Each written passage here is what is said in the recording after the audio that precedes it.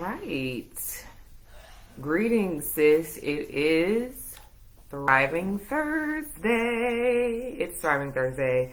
So I am really excited because every Thriving Thursday we are celebrating. We're celebrating ourselves, celebrating this journey.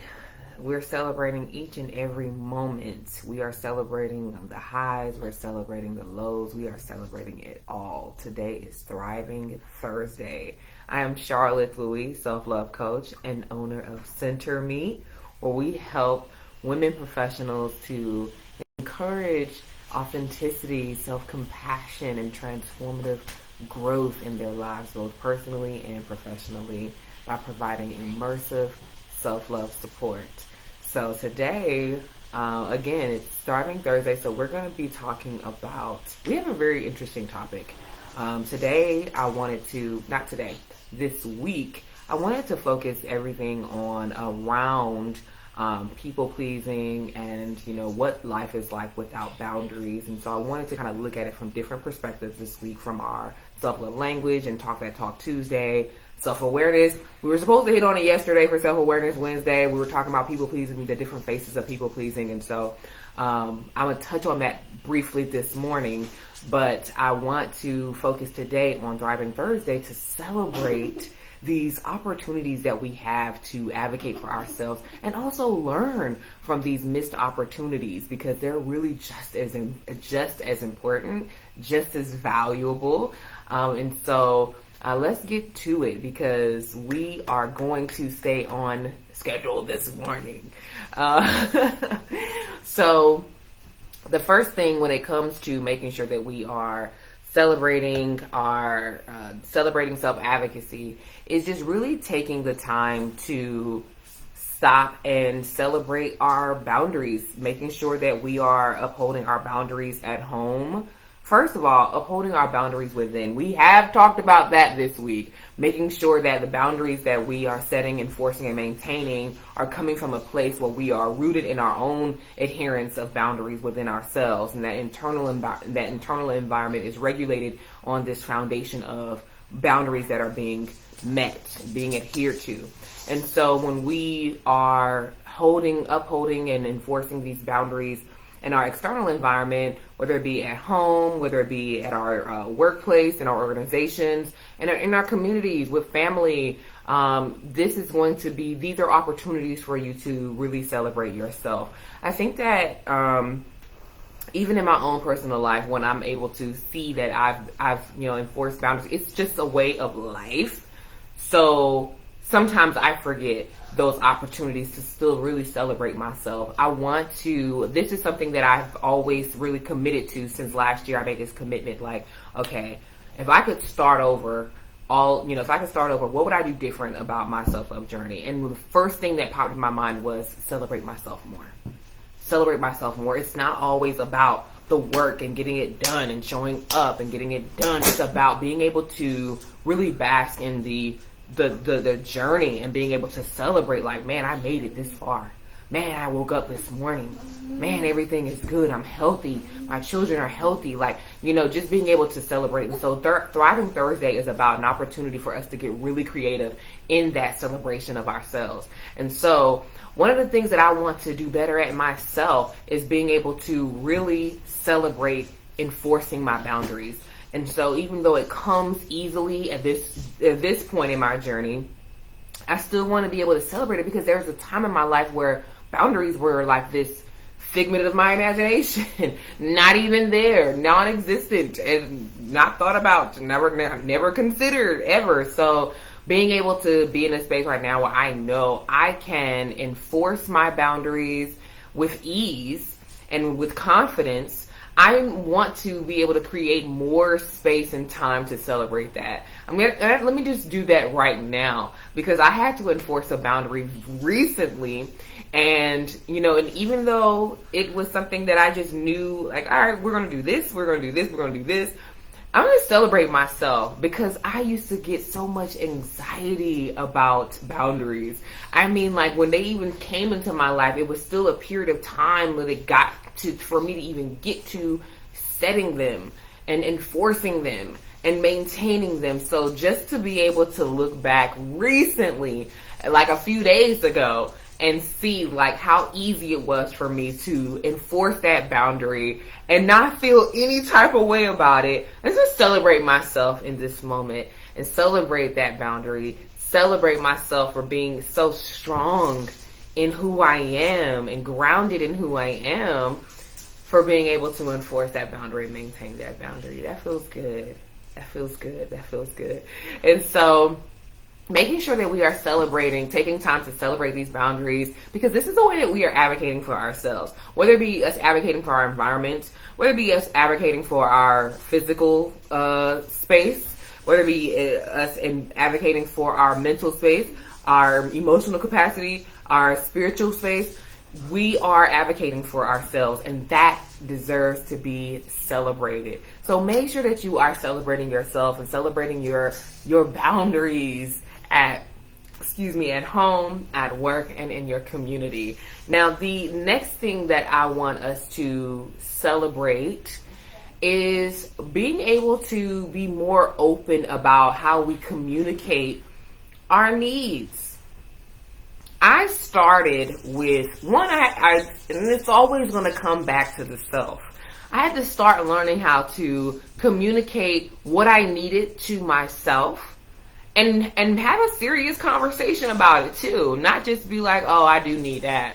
Because we do that all the time. Oh gosh, I need that. Or even, oh, I wish I had that. Even though that's an absolute need, not an option, not something that you just wish. It's something that you can provide for yourself. And so when I started really communicating like what my needs were, having these serious conversations about what my needs are for me, with me, then it started becoming more easier to communicate that to other people, right? And here's the thing: when you exist in healthy and supportive relationships, there is space for you to communicate your needs in a healthy way. There is space for you to communicate your needs, even if you are going to be the one that is meeting them, right? So it's okay for us to ask for help. It's okay for us to delegate. It's okay for us to have these interdependent relationships that help us to lighten the load. But we are ultimately responsible for meeting our needs. And so if our need is, quality time with our friends, with our partners, with our family, ultimately it's us that have to make sure that we are creating time and space for that.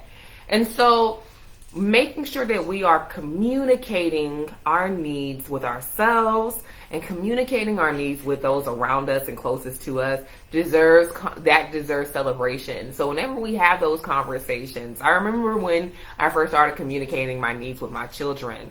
I need space. I need some me time. I need some quiet. I need y'all to not come in the bathroom with me when I'm in the bathroom. And so it started becoming like, it was crazy because I really didn't understand what took me so long to get to where I could do that. You know what? Here's what it was. I'm going to share it. I feel like I have the time to share it. So when we get caught up as women, as mothers, to be this perfect mom and to be this self-sacrificing mom, to show up for these babies and be everything for them and provide all of their needs and things of that nature, even if it means pouring from an empty cup, we're only going to set unrealistic expectations of what it means to be a woman, what it means to be a mother, what it means to be a provider for them and for ourselves. We are going to end up really setting ourselves up for failure, setting ourselves up for a very low quality of life if we are doing that. And because what we want for our children, and I can only really speak for myself, right, is for them to have this realistic expectation that when someone needs space, they have to ask for it and they have to advocate for themselves in that way in order to get it. When someone needs time to themselves, they have to be able to see that. See, children are going to learn more from what they're seeing being done versus what they're told to do. And so when I started advocating for myself in my home by way of communicating to my children, like, okay, this is what I need right now. Sometimes I'm still growing in my delivery, because here's the thing. Like with my babies, and then they're two totally different people too, right? And it's like, well, is there something wrong? Or, oh my gosh, did I do something wrong? And so I have to be a little bit more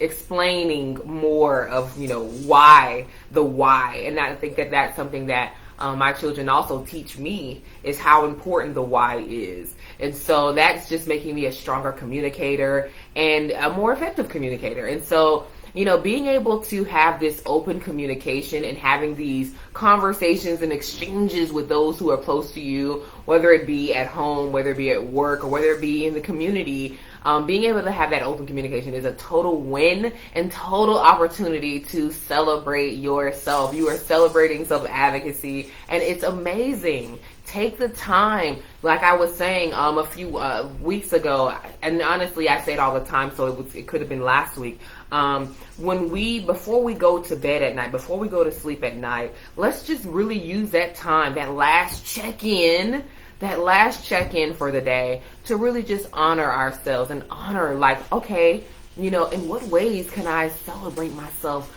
and go into sleep celebrating myself? This is a part of that structured self-love routine that I talk about a lot. And the reason why it's so important is because when we start practicing using that self-love muscle, we'll start to see our lives really transform over the next few weeks and months and years. There's going to be a huge transformation. You're going to really start to see yourself evolve. But it starts with these daily habits that we put into place to move these mountains in our lives, so that we are able to clear the path for your optimal emotional wellness and stress relief. And so before you close your eyes at night, I want you to really think about the day. Think about how you can celebrate that self-advocacy, that way that you advocated for yourself with open communication, the way that you advocated for yourself by holding up your boundaries, enforcing those boundaries, and maintaining those boundaries. Like, really take the time. Like, I'm so proud of myself. I pillow talk myself. All right? Like, I want to know how I want to get real creative about what it means and what it looks like and what it feels like to love myself. I want to get real fluent in love. And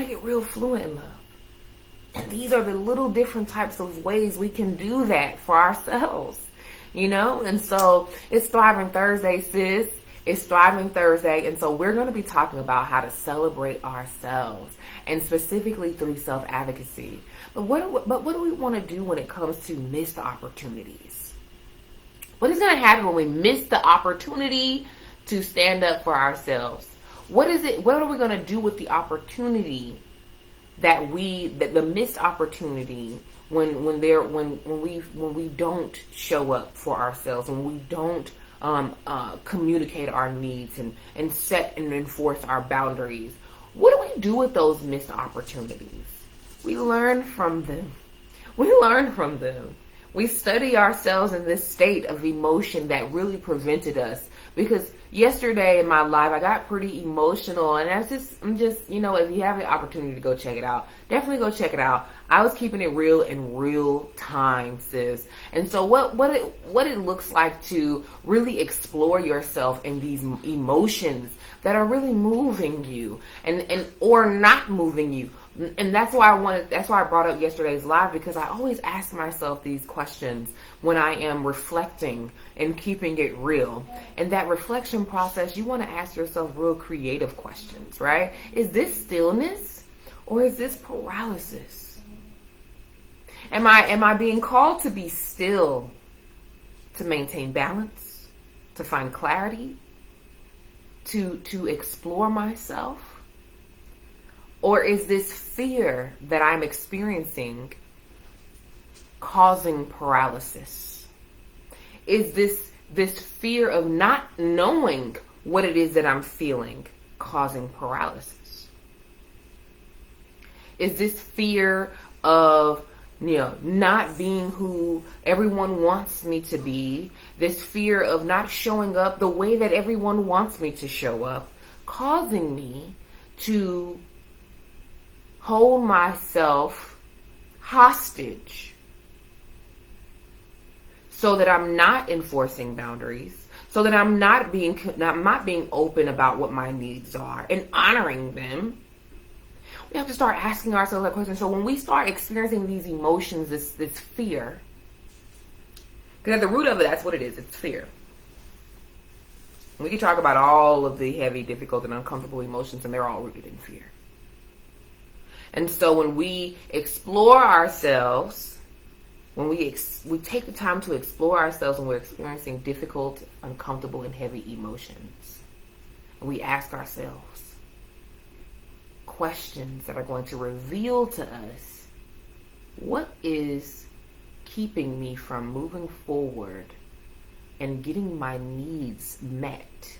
What belief is being threatened that is keeping me from enforcing these boundaries? And so, we have the opportunity to learn from these missed opportunities. There's an opportunity for us to expand, to grow.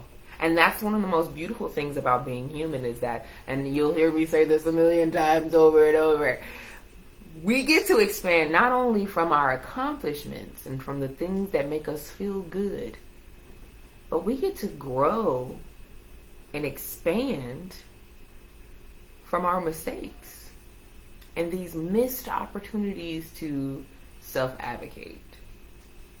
And when you find that opportunity to expand, there's an opportunity to celebrate it. When you notice yourself and you notice, I didn't enforce that boundary because the belief that if I don't show up the way that they would have wanted me to, they wouldn't love me the same, was threatened.